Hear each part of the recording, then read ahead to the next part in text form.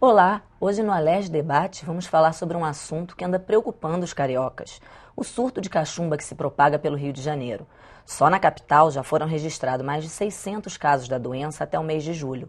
Comparando com 2014, quando tivemos 561 infectados durante o ano inteiro, os números são alarmantes e já se fala até na possibilidade do surto evoluir para uma epidemia. Para falar sobre o tema, recebemos o deputado e médico infectologista Dr. Giulianelli e o subsecretário de Vigilância e Saúde do Estado, Dr. Alexandre Kiep. Bem-vindos, obrigado pela presença. Bom dia. Bom dia. Deputado, para começar, eu queria que o senhor esclarecesse para os nossos telespectadores o que é a cachumba, quais são os sintomas da doença. Bom, a cachumba é uma doença causada por um vírus que acomete o sistema glandular.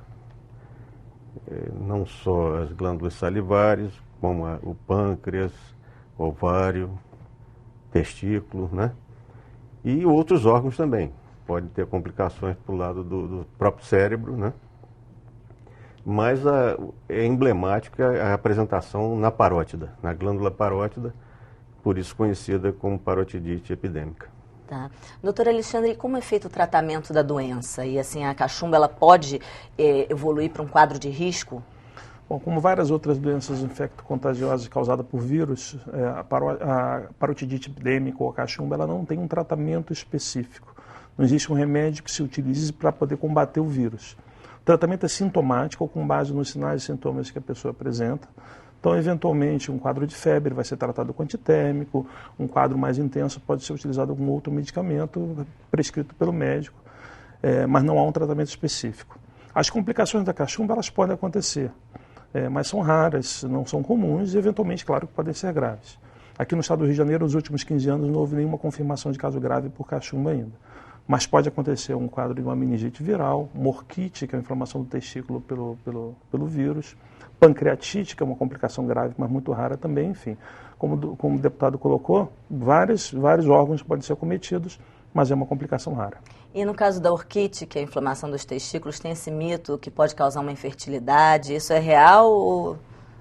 A orquite em adultos, até 20 a 30% dos adultos com cachumba pode apresentar um quadro de orquite, que é essa inflamação do testículo, mas não está associada com a ocorrência de infertilidade ou de esterilidade. A infertilidade, quando acontece, pode acontecer, ela é temporária, por um curto período de tempo, a pessoa restabelece a fertilidade com o tempo.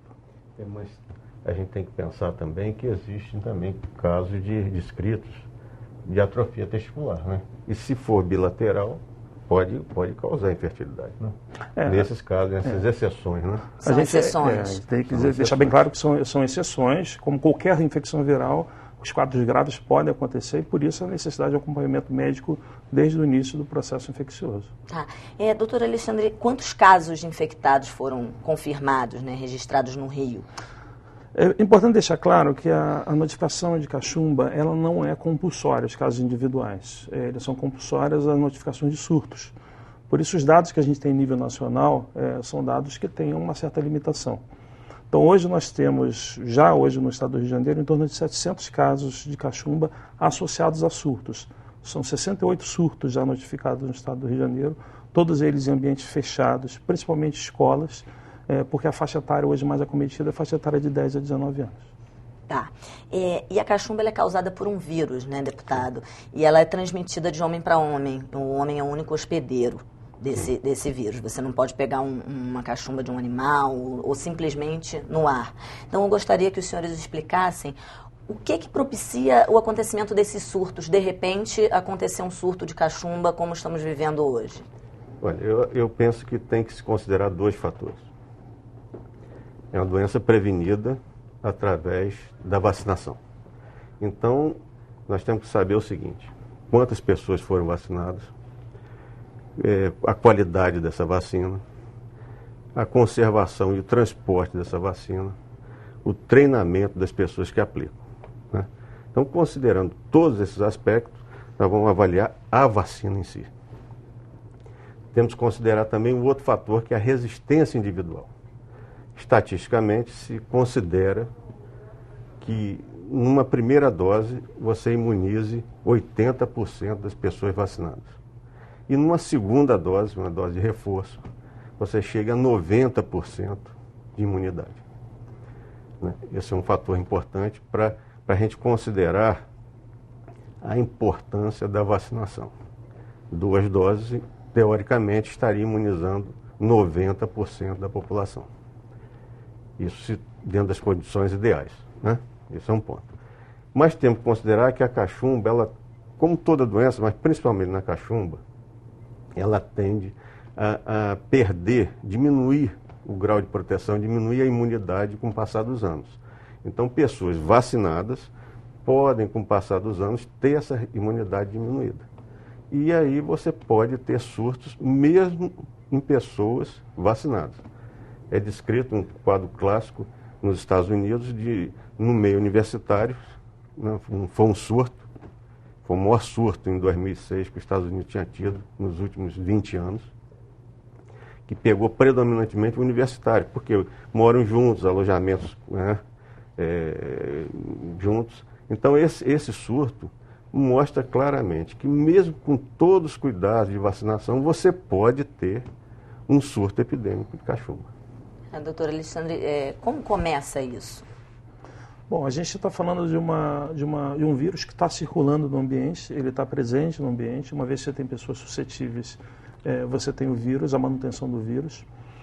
Quando a temperatura começa a diminuir, principalmente no inverno, início de primavera, há uma tendência das pessoas ficarem em ambientes mais fechados, confinados, e essa aglomeração de pessoas, essa proximidade das pessoas em ambientes pouco refrigerados, favorece a disseminação das doenças de transmissão respiratória, e a cachumba é uma doença de transmissão respiratória.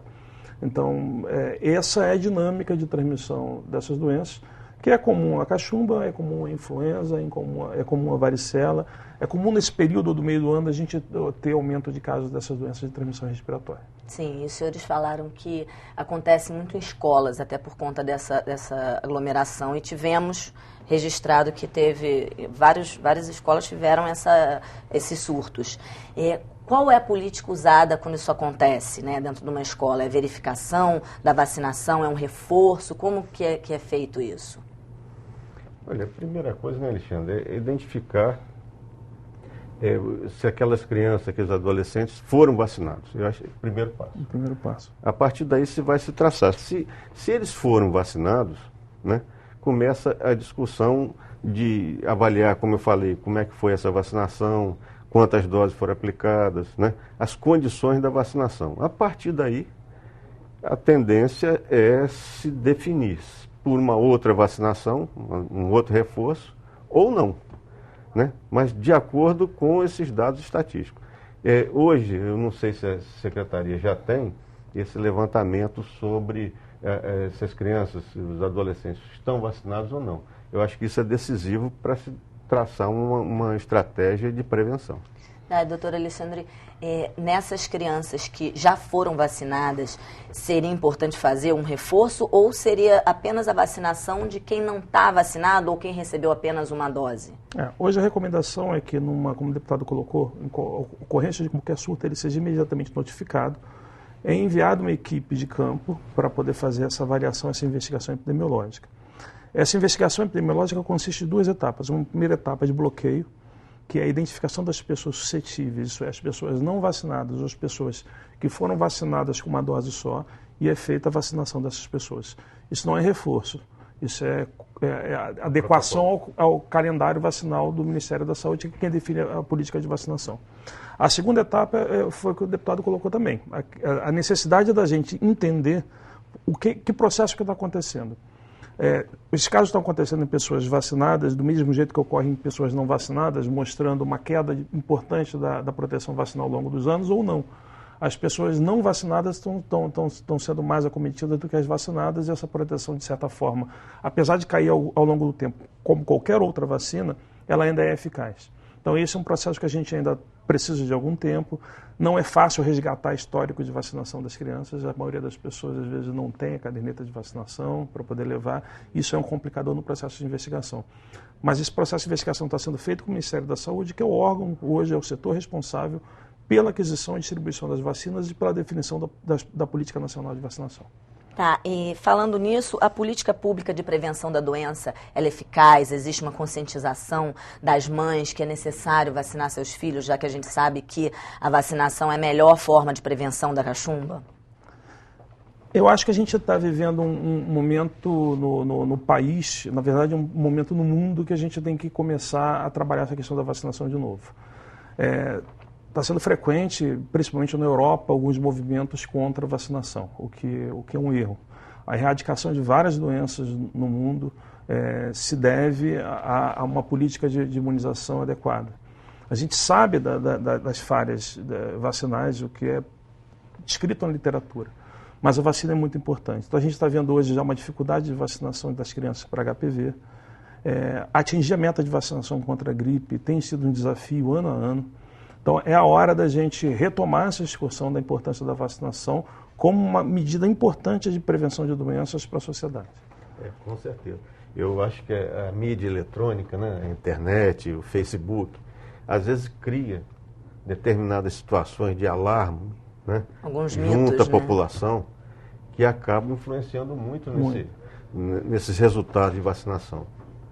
E o doutor Alexandre colocou, isso aí é ponto pacificado. As vacinas representaram o grande aumento na melhoria, no avanço na sobrevida de todos nós, né? A população, o índice de mortalidade, essa é a palavra. A taxa de mortalidade, a sobrevida, a longevidade, tudo isso aumentou em função, principalmente, da vacinação. E, deputado, o senhor como político, como o senhor vê uma forma de prevenção e de uma maior conscientização, alguma política pública de conscientização da importância da vacinação, para ir contra esse movimento que está acontecendo? O Ministério da Saúde tem equipes voltadas para isso. Eles têm o conhecimento. O que precisa é utilizar mais essas mídias, né, eletrônicas, divulgar mais esses dados positivos. Senão, como tudo, só começa a aparecer o lado negativo. Né? Nós temos que mostrar isso aí. Né, que nós estamos vivendo mais, principalmente por conta do decréscimo das doenças infecciosas. Todo mundo se lembra da poliomielite, né, aquela paralisia infantil, que hoje a gente já não vê mais hoje no Brasil, a varíola que foi erradicada, o sarampo que a gente já não tem mais hoje no estado do Rio de Janeiro, já há anos, e que a gente está preocupado porque vem ocorrendo aumento importante no número de casos de sarampo na Europa por conta do problema da vacinação. Então, assim, o Brasil é um exemplo de acesso à vacinação e de eficácia da vacinação, mas a gente tem que começar, como o deputado colocou, a trabalhar com redes sociais. Eventualmente, as informações inverídicas correm na rede social e viram verdade de uma hora para outra, e isso é um desafio que a gente tem a cada dia agora que enfrentar. Tá bem, a gente vai para um rápido intervalo e o Alerj Debate volta já já. Só um minutinho.